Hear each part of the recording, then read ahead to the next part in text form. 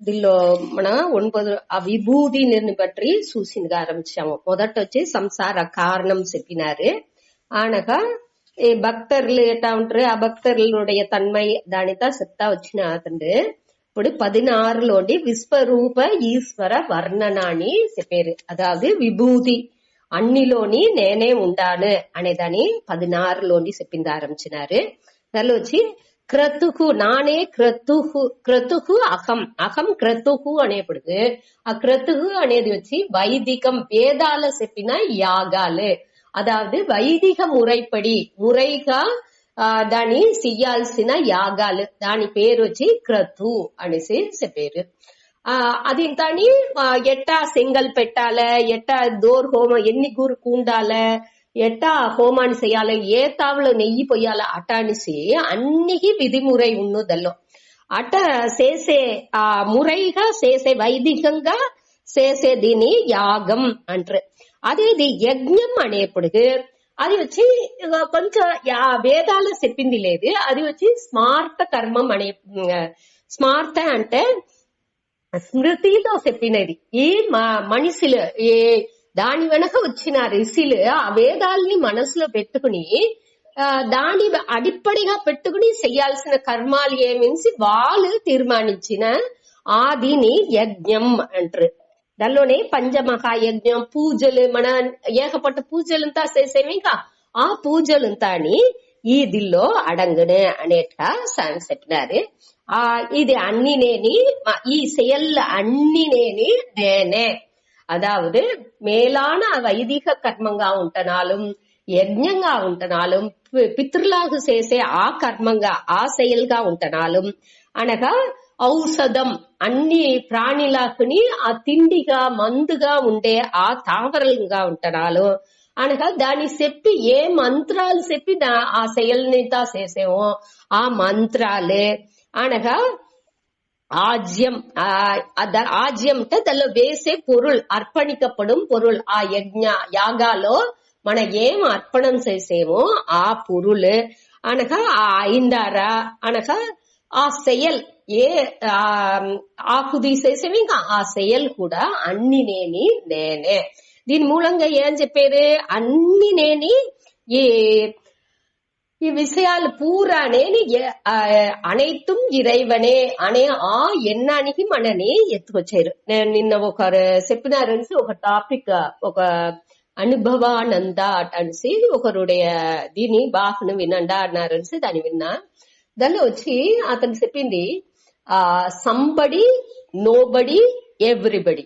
Somebody అంటే మొదట మనం వచ్చి ఒక ఇండివిజువల్ గా ఉండవు. దాన్ని మన మొదటి 6 అధ్యాయాల్లో చదివినాము. నావుடைய విరుపు వెరుపు అన్ని ఆ పట్టు సంబంధాలు అన్ని ఒక వాసనలు హ్యాబిచువల్ செயல் అన్నిని నేను దానితో ఉరువావిందే నేను అనే ఆ ఫీలింగ్ లో నేను ఉండాను. అదే సంబడి. ఒక తనితన్மை నాకుసి ఒక తనితన్மை పెట్టుకు నేను అదిగా ఉండాను. ఆనగా కొంచెం కొంచెంగా దాన్ని ఏం చేసేరంటే అవ్యక్తంగా మన దీనిలో చూసామే అవ్యక్త మయా అవ్యక్త అటనిసి నేను వచ్చి ఈ బ్రహ్మం వచ్చి అవ్యక్తాలోంటి తిరిగి తోండ్రా నిలైలోంటి తోండుతుంది అనేట్టుగా ఆ అవ్యక్తం అనేప్పటికీ ఆ నోబడి నిలైకి మన పోవలే అనేదే దీనియుடைய పర్పస్. ఇప్పుడు మన ఇది అన్ని చదివేదానియ ఆ పర్పస్ ఏమి అంటే నేను వచ్చి సంబడిగా ఉండాను. ఏదో ఒక గుణాలు అన్నితో చేరి నేను ఒక మనిషిగా ఉండాను నేను ఇచ్చాను.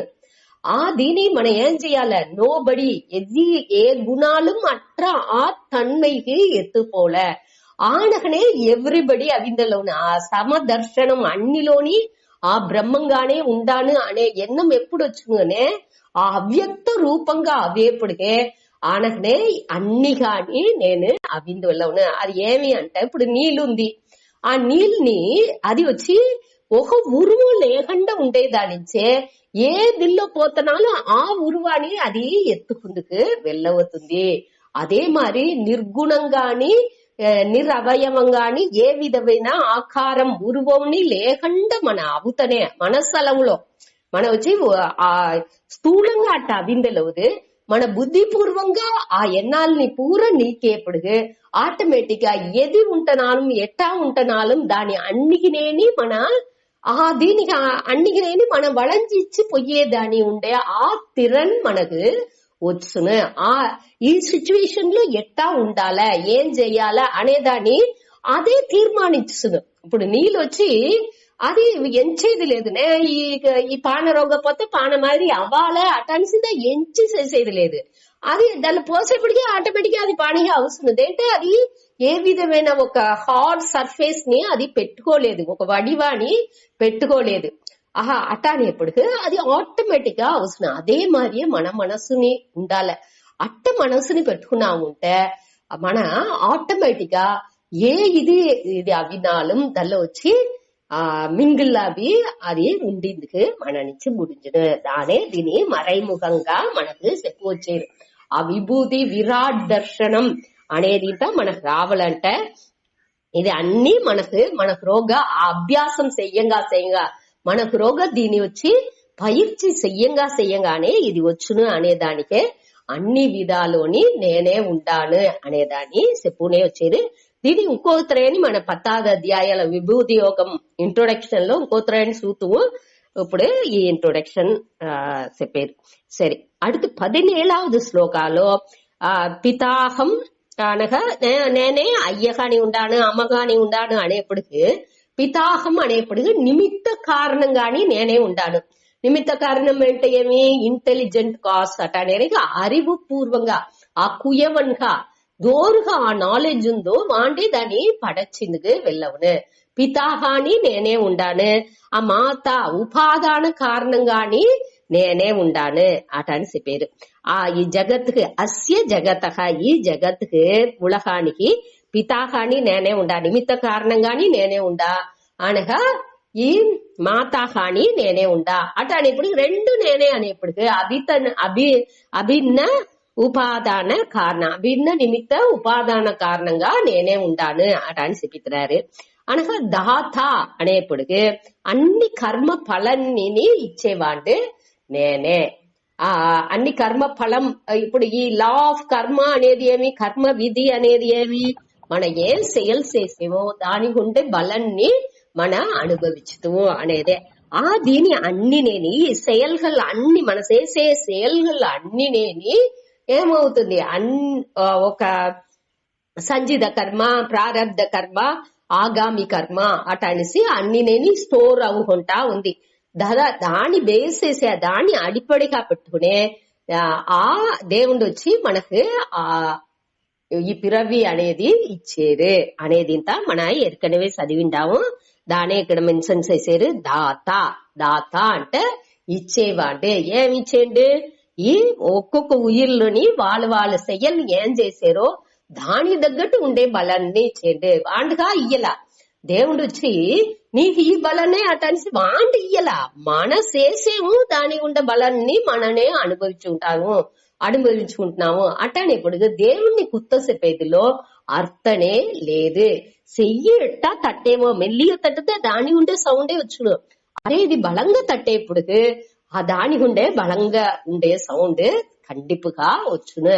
అన్ని ఫ్యాక్టర్స్ గాని ఆ దేవుండే ఉండేదానిచి, అన్ని కారణిగాలని గాని ఆ దేవుండే ఉండేదానిచి, ఏ కారణిని ఎట్టా చేస్తే ఏం బలం వచ్చును అనేది అని అన్ని నేని ఆర్డర్లీగా నడుచుకుంటా ఉండేదానిచి దానికి ఉండే బలంలే అది వాటికి నడుతా పోతా ఉంది. దానే ఇక్కడ మన పురించుకోవాల్సింది. ఆ కర్మ కర్మ విధిని పట్టి మనం బాగా పురించుకున్నాముంటే దేనికి నాకు ఇట్ట నడుతుంది, నాకు మట్టు దేనికి ఇట్ట నడుతుంది అటానే కేள்விలంతా మనకు రాదు.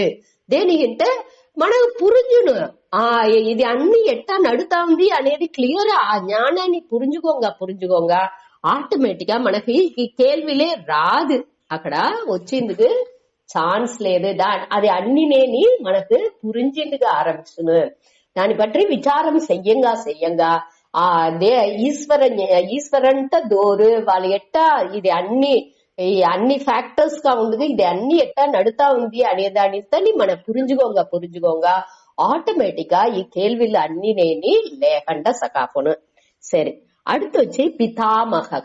పితామహ అంటే ఈ அடுத்த అయ్యా అమ్మగా అతనే ఉండారంటే అతనికి అయ్యా అమ్మదవరు అటాడిసింత కేள்వి వచ్చిందిట. అతండే నేనే పితామహ, నేనే ఆ పాటనారు కూడా నేనే.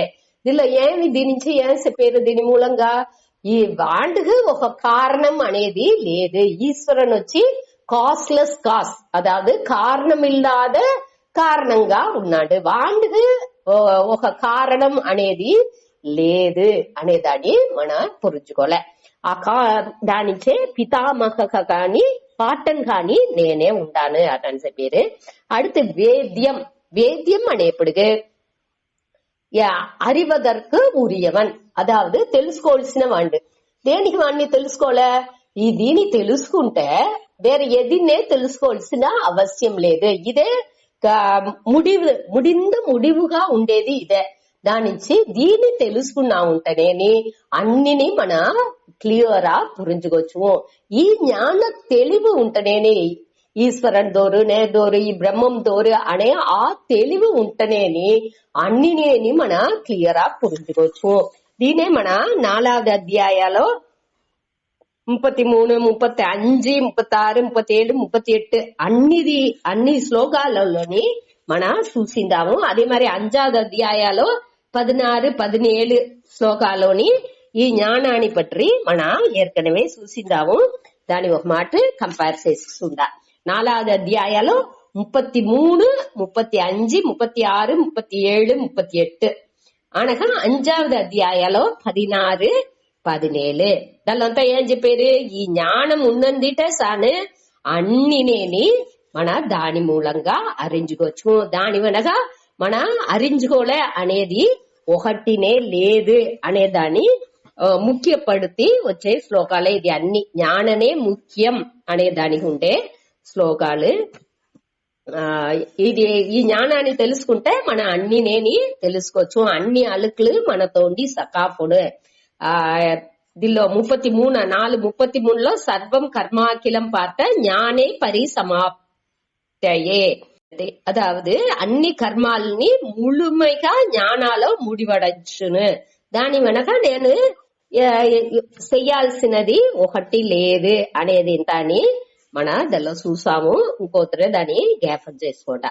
సరే ఇత మరి అదావదు ఏం అరించుకోళ్ళు దాని அதிகானே நே உண்டானு అనేప్పుడుగా ఆ ఈశ్వరన్ గానే ఆ పరంపొరుள் నీకమర నిరంజన వాడిగానే నేమ్ ఉండేదానిచి దాని పట్టి నే క్లియర్ గా తెలివిగా తెలిసేప్పుడు అన్నినేని నే పురించినట్టుగా అవితనా నన్నే తెలుసుకోవాల్సిన నేనే తెలుసుకోవాల్సిన విషయం అనే దాని పట్టి ఇక్కడ వేద్యం అనే వార్త మూలంగా చెప్పారు. அடுத்து పవిత్రం. పవిత్రంట தூய்மையாக்குபவன்గా నేనే ఉండాను.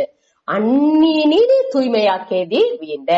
దేనికంటే ఆ సత్తా స్ఫురణాన్ని వాండే ఇచ్చేదానిచ్చి ఆ ఇరుపు ఉణర్వుగానే వాండు ఉండేదానిచ్చి అన్ని విధ సంచిత అన్ని కర్మాలు అన్నినేని భస్మసాత్ అన్నినే పోసింగిపోతుంది, సాంబల్గా అవితుంది. ఈ జ్ఞానం వచ్చేప్పటికి అన్నినేని అన్ని కల్మసాలు అన్ని అழுకులని నీంగితుంది. ఆ పవిత్రంగా ఇదే ఉంది. 4వ అధ్యాయం 38వ శ్లోకం, 9వ అధ్యాయం 2వ శ్లోకాల్లో కూడా ఇది వచ్చి పవిత్రం.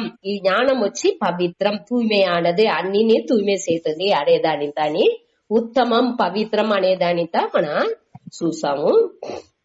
ఇది మరి తూய்மை చేసేది వేరే ఎదినే లేదు. ఇదే మేలాన తూய்மைப்படுத்துபவன் అనే దానిని మన చూసాము. పవిత్రం ఓంకారగ. 2వ శ్లోకాలో రాజ విద్య రాజగుహ్యం పవిత్రం ఇదం ఉత్తమం, ఉత్తమం పవిత్రం అనేదానిత మనం చూసాం. సరే ఇట ఉండేదిని మన తెలుసుకోలే అనగా ఓంకారగ. ఓంకారగ అన్నప్పుడు ఏற்கனவே చూసాము. ఓంకారం అనేది సగుణ నిర్గుణ రెండుని పట్టి చెప్పేది. అది వచ్చి అకార ఉకార మకార అనే ఆ అక్షరాలంతా సేరి అనగా అది వచ్చి జాగ్రత్త విழிப்பு நிலை, కనవు నిலை, తూక నిலை ఈ 3 సేరిందే ఆ ఊ ఇం అనే అది ఆ అక్షరాలు సేరేప్పుడు అది ఏమవుతుంది? ఓంకారంగా అవుతుంది. దానుடைய துரிய நிலை ఆ ఒక సైలెన్స్ అమైది ఒక ఓంకారానికి ఇంకొక ఓంకారానికి ఎడైలో ఉండే ఆ அமைதி நிலையினையே துரிய అవస్థ అంటారు. ఆ నిలయ దాని అధికానిని నేనే ఉంటాను. సగుణం అనేది ఆ ఊయం, నిర్గుణం అనేది ఆ సైలెన్స్ ఆ அமைதி అన్ని కాని నేనే ఉంటానని చెప్పారు. ఆ ఓంకారం అనేదే వేదత్తునుடைய సారం అనేది మనం ఏற்கனவே చూసిండాము. దాని ఇక్కడ చెప్పారు. సరే, அடுத்து వచ్చి రిక్ సామ యజుర్ ఏవచ అనేప్పటికీ రిక్ సామ యజుస్ ఈ అన్ని కాని నేనే ఉండాను.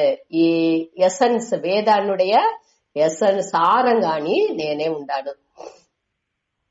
అదావదు ఈ రిక్ అనేది వచ్చి ரிக் మంత్రాలన్నీ పొయట్రీ பாட்டு மாதிரி ஒண்ணு, யஜுர்வேதம் అన్ని ప్రోస్ ఫామ్ లో ஒண்ணு, ఉరైనడై పகுதி மாதிரி ஒண்ணு. సామ వచ్చి మ్యూజిక్ పాడేదానికి ఆవు అటనిస్తా పాడి మీరు వినింటారు. అట్ట మారి పాడ ఈ రిక్వేదాలో ఉండే మంత్రాలని అని సామ తిరిగి దాని మ్యూజికల్ ఫామ్ లో పాట్ ఇదిలో పాడేది వచ్చి ఈ సామవేదం అంటారు. అథర్వణ వేదం అనేది వచ్చి లౌకిక విషయాలని నిండా చెప్పేదానించి దాని అన్నిలో జనరల్ గా మెన్షన్ చెయ్యరు. ఈ రిక్ సామ యజుర్వేదాలని ముఖ్యంగా అన్నిలోని చెప్పుతారు. దానే ఇక్కడ అని చెప్పింటారు. అన్ని కాని నేనే ఉంటాను అనేదాన్ని 17వ శ్లోకాలో చెప్పి ముడిచినారు. దానేని ఇంకొత్తరని కంటిన్యూ చేసేది. ఈ విభూతిని తిరివిని కంటిన్యూ చేసేది చూతాడి. దీనిలో ఇంకొక ఇంట్రొడక్షన్, దీని ముందతి స్వామి ఒక ఇంట్రొడక్షన్ ఇచ్చిండారు. దానిని స్లైట్ గా చూతాడి. అదావదు 12వ శ్లోకాలోండి 19వ శ్లోకం దాకా ఈ సంసార నివృత్తి ఉపాయం, ఈ సంసార మనవుடைய ఈ కవళై ఈ బంధం అనేది ఉందిగా దాన్ని పోకేదానికి ఏం ఉపాయం అనేదాన్ని చెప్పుకొచ్చారు. ఆ భక్తియే దీనికి ఉపాయం అనేదాన్ని చెప్పారు. ఈ భక్తి ఉపాయం అనేప్పటికి ఎట్టా భక్తి వచ్చి ఉపాయంగా అవును అనేప్పటికి ఇది వచ్చి కర్మ లక్షణ భక్తి, ఉపాసన లక్షణ భక్తి, జ్ఞాన లక్షణ భక్తి అటానికి 3 నిలైగా దీన్ని పిలిచారు.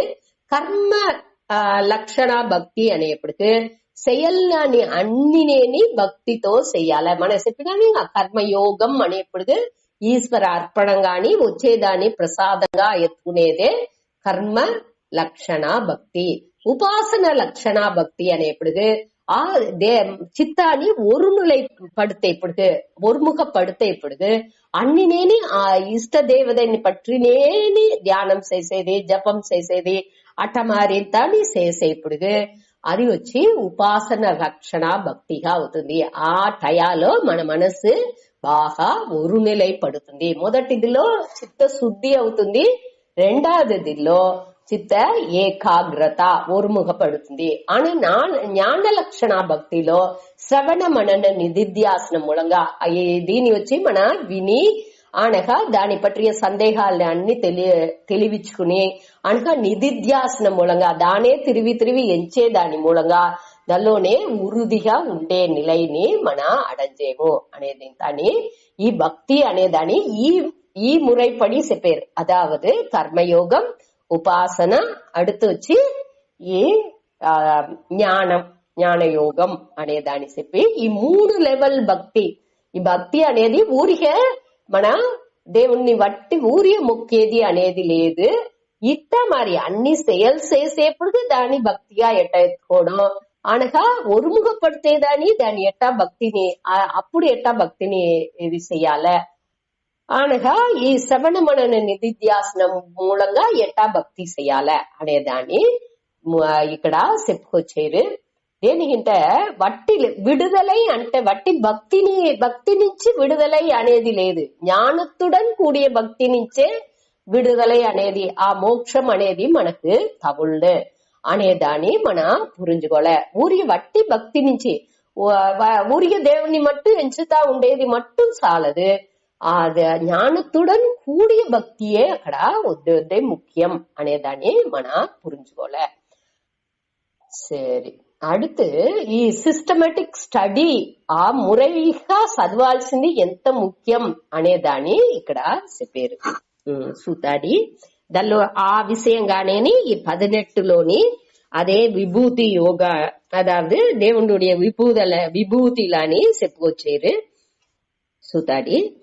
கதிர் பர்த்தா பிரபு சாட்சி நிவாச சரணம் சுகிருத் பிரபவ பிரளயஸ்தானம் நிதானம் பீஜம் அவ்யயம். கதிர் பர்த்தா பிரபு சாட்சி நிவாச சரணம் சுகிருத் பிரபவ பிரளயஸ்தானம் நிதானம் பீஜம் அவ்யயம். கதிஹி பர்த்தா பிரபுஹு சாக்ஷி நிவாசக சரணம் சுக்ருத் பிரபவக பிரளயக ஸ்தானம் நிதானம் బీజం అవ్యయం. ఇక ఇక్కడ గతిహి అంటే మన మార్గం అట అని చూసిండాము. ఎక్కడ చూసిండాము? కృష్ణ గతి శుక్ల గతి అనేది చూసేప్పుడు గతి అంటే ఆ పాదే అనేదాన్ని చూసిండాము.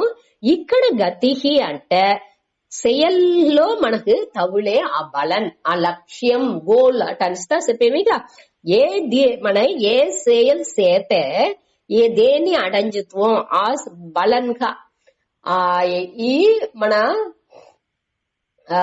కర్తాగా ఉండుకుని ఈ செயల్ని పూరా చేసేప్పుడు మనకు ఒక ప్రసాదంగా ఆ బలన్ వస్తుంది అనేది మనం చూసాము. ఆ బలన్గా నేనే ఉండాను అట అనేసి ఇక్కడ దేవుని చెప్పారు.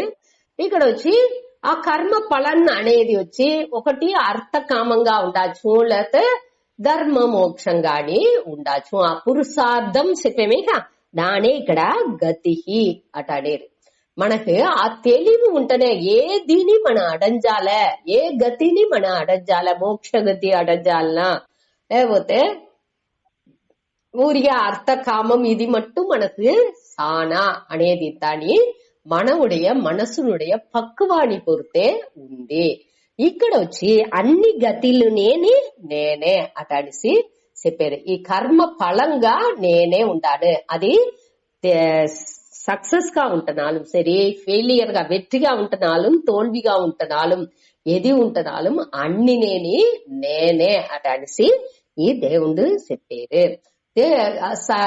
అదావదు తోల్వి ఎట్టా దేవుడుగా ఉండింది వల్ల ఉంటే అన్ని కారణిగాని ఆ దేవుడే ఉండేప్పటికి దానిలో వచ్చే ఆ బలన్ అది వచ్చి పాజిటివ్ గా ఉంటున్నాலும் నెగటివ్ గా ఉంటున్నాலும் అన్ని దేవుండే. దానించి మనం ఏం చేయాలంటే మంచిది వచ్చేప్పుడు సంతోషపడేదో, దుఃఖం వచ్చేప్పుడు వర్తపడేది అనేదో తేవలేదు. దేనింటే అన్ని దేవుండే అనేప్పటికి మంచిది వచ్చింది అంటే దానిలోండి ఎట్టా మనం ఇంకా ఏం చెయ్యాలా అనేదని అప్పుడు యోచించాలే. చెడ్డది వస్తున్నాலும் ఈ చెడ్డది వచ్చింది దీనిలోండి మన ఏం పాడాలి, మన చదువుకుంటున్నాము, ఏం చెయ్యాలా అనే దానిని ఆవాల యోచించాలే. దానికే ఇక్కడ వచ్చి రెండునే దేవుండే అట అని చెప్పారు. మన వెట్రి వచ్చిందన్నాడు వద్దే సంతోషం కావంటే ఈ తోల్వి వచ్చింది అంటే దానికి మన మనసుని బాగా తయారుపడుతుకోలే. దాని వచ్చి రాకూడదు అటసి తడుతకూడదు. అదే ఇక్కడ మనకు చెప్పేది. ఇండైరెక్ట్ గా దానే ఇక్కడ దేవుని చెప్పారు. ఈ గతిహి అనే దాని మూలంగా ఆ లక్ష్యం దాని మనకు చెప్పేట్టుగా మన ఎత్తుకోలే. 2వ అధ్యాయంలో మన చూసిందాము 48వ శ్లోకాలో సిద్ధ్యో సమో భూత్వా అన్ని సమంగా ఎత్తుకోలే అనే దాన్ని చూసాము.